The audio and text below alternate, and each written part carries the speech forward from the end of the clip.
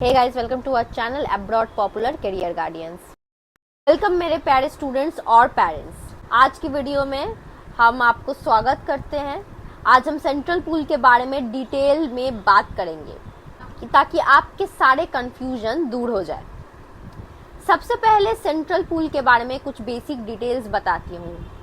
Central pool ministry of health and family welfare के under आता है। कुछ मेडिकल कॉलेजेस में अपनी एमबीबीएस सीट सेंट्रल पूल में देते हैं, फिर ये सीट अलग अलग मिनिस्ट्री और स्टेट्स को एलोकेट होती है और वहाँ से डिजर्विंग कैंडिडेट को मिलती है। इसका पूरा साइकिल है जिसका पूरा एक्सप्लेनेशन मैं इस वीडियो में बताने वाली हूँ।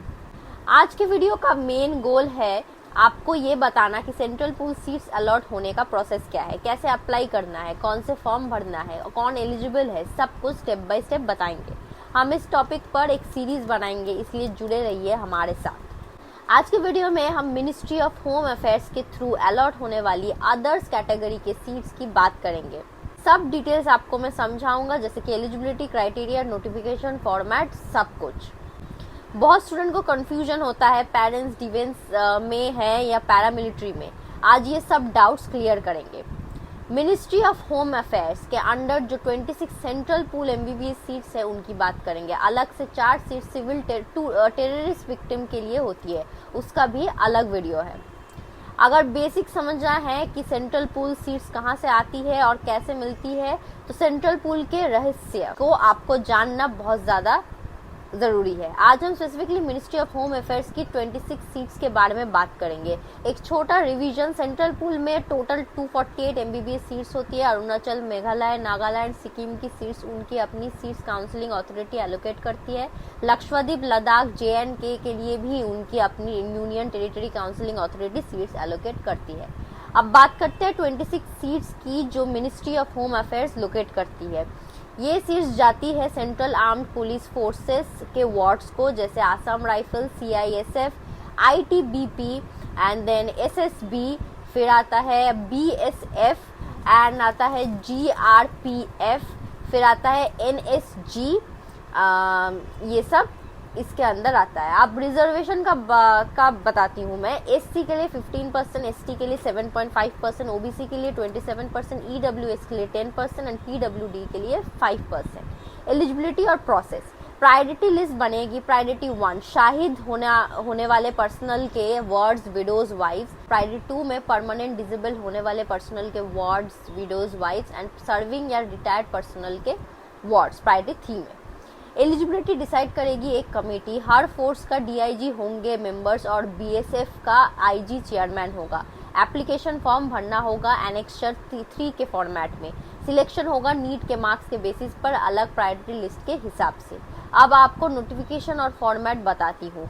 एनेक्सचर 3 में आपको अपनी फोटो, नाम, mobile number, NEET marks, address etcetera भरना है। प्रायोरिटी फर्स्ट के लिए अपेंडिक्स A1 और A2 भरना पड़ेगा। प्रायोरिटी 2 के लिए अपेंडिक्स B भरना पड़ेगा।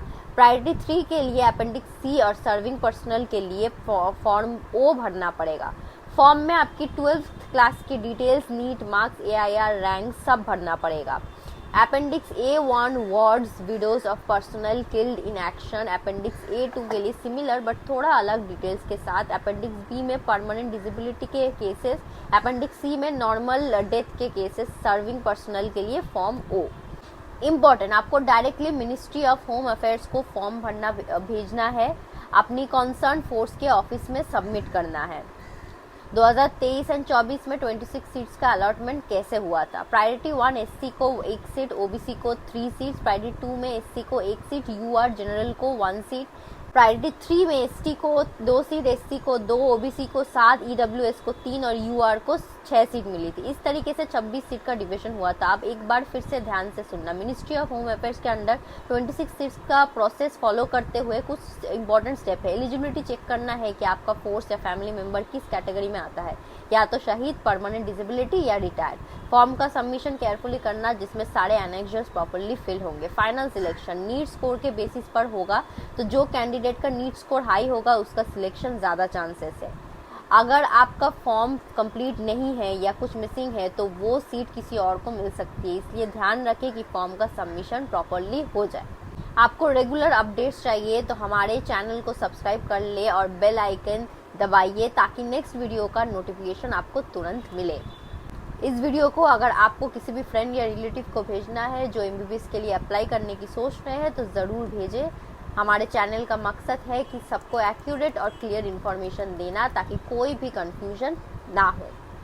अगर आपके पास कोई क्वेश्चन है तो नीचे कमेंट सेक्शन में लिख सकते हैं, हम जल्दी उसका जवाब दे देंगे, या फिर आप स्क्रीन पर दिए गए नंबर पर भी कांटेक्ट कर सकते हैं ताकि आपका सारा कंफ्यूजन दूर हो जाए, सॉल्व हो जाए। अगर आप एडमिशन को लेकर चिंतित है तो स्क्रीन पर दिए गए नंबर पर संपर्क करें, जहां आपको मिलेगी A to Z काउंसलिंग और पर्सनलाइज मदद जो आपके सपने के MBBS कॉलेज में एडमिशन दिलाने में आपकी मदद करेगी। साथ ही लेटेस्ट अपडेट के लिए हमारे WhatsApp चैनल को अब अभी ज्वाइन करें, जिसका लिंक डिस्क्रिप्शन में दिया गया है, जहां आपको नीट से रिलेटेड सभी अपडेट्स मिलती रहेगी। Thank you for watching the whole video. Hope you have enjoyed it, and if you did, please do like, share and subscribe to our channel, and do not forget to click the bell icon.